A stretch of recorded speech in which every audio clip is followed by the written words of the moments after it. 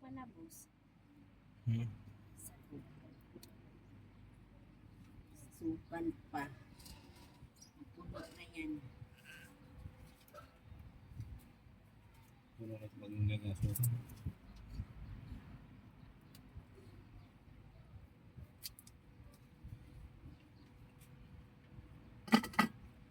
Yan guys, oh.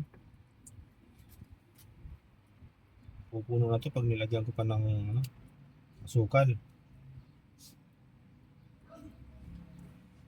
So guys, kailangan kasi halo-haloin siya. Halo-haloin ito dahil didikit siya sa kawali ay kaserola. Wala mahalo kayo sa ilalim. Kaya pag nagnegosyo nito guys, napaka talagang talagang ingatan mo talaga.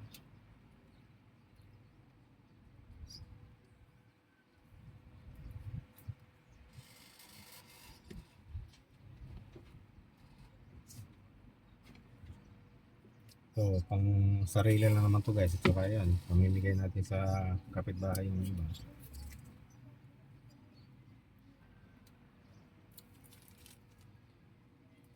Lagay ko na to guys yung ating tamis. Hey. Palagay nyo kaya guys, tatamis kaya to sa ganito ka laking isang bawasan natin to boss. Ito.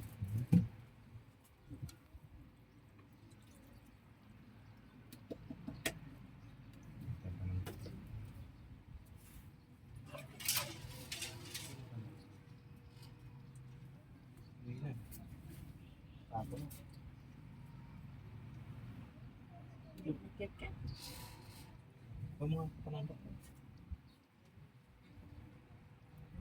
Cara. Ayaw. Para saya pa tayo tapos.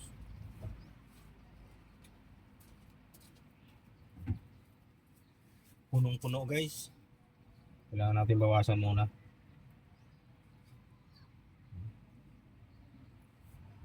Kasi maliit lang kasi kaldero na kasirola namin. Parami hindi ko na nga inubos yung ubi.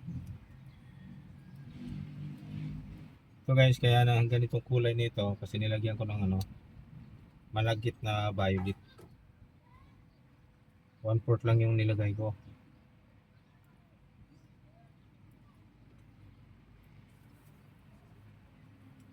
Bawaan ko lang muna guys para May inakit ka na siguro yung mahabang hawakan.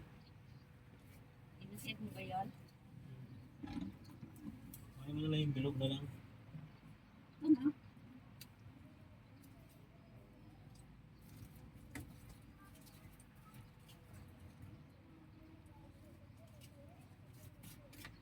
Bawasan ko lang guys ng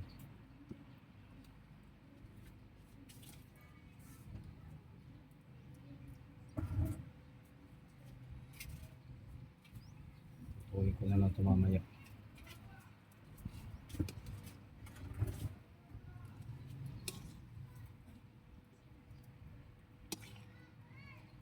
Sa isang kaldero.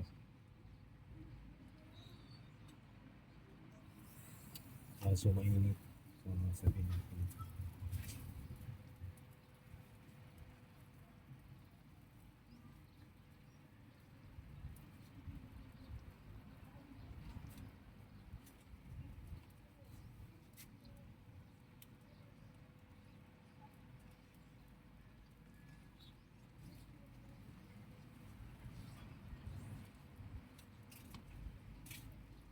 Siguro ito.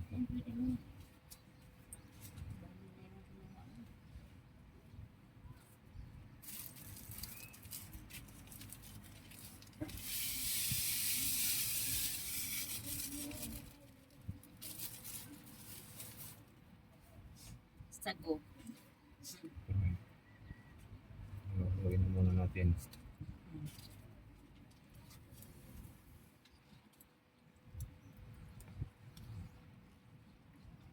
Hindi ko malusaw yan.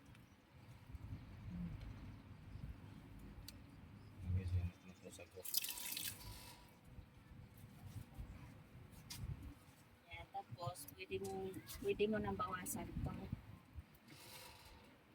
Sa ano yan. Wow. Guys, oh, kulay violet.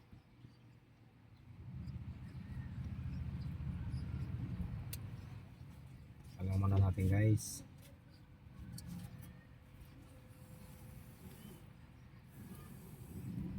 Buti na lang dito guys sa Manila, gumawa din kami ng saingan sa kahoy para pag naubusan ka ng gasol,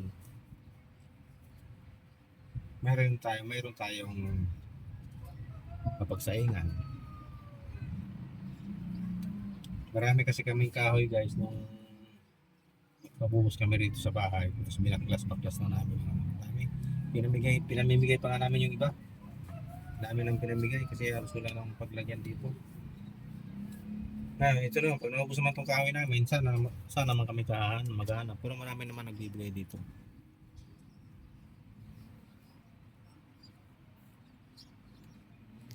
Silip po sa mukha.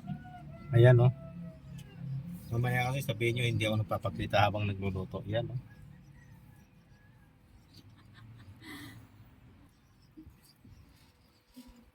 Ayan, guys, oh. Luluto na siya. Malapit na yun, malapit na. Ayan.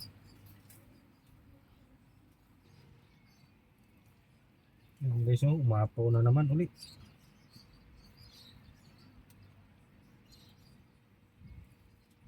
Kaya ito mga idol,